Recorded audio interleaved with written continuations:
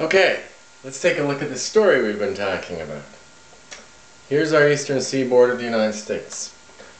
Now our 13 colonies are about this, let's put a limit on them of about, say, this size here, down to Georgia, like that, say. Alright, so these are our American colonies.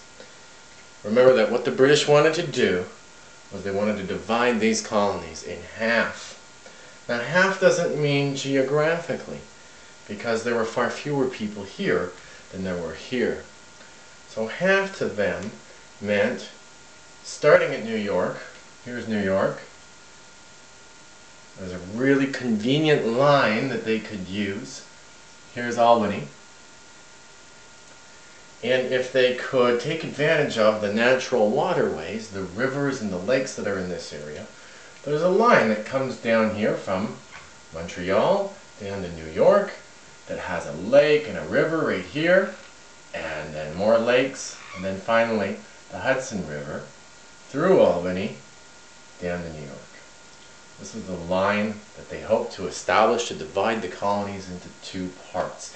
Here, New England, and then the rest. And of course, a lot of things were happening in Boston and New England, so that was, if they could stop that, divide everybody, perhaps that would be enough. Well, George Washington had to try to stop them from getting New York, but he really wasn't able to, and then started his retreat.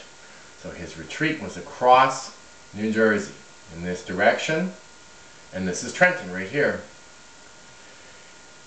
What separates New Jersey from Pennsylvania is the Delaware River, which is right here. Hopefully this blue is showing up for you guys.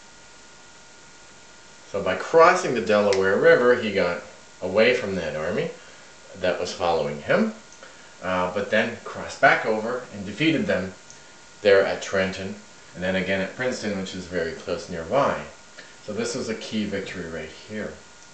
But the British were still intent on coming down this passage here. This is where they were going. And if you make your way, if you want to make your way towards Albany, well, you've got this waterway, and right at this spot, approximately here, you've got Saratoga. So this is where Benedict Arnold and Horatio Gates managed to stop the British at the Battle of Saratoga in 1777, and that was a really huge victory.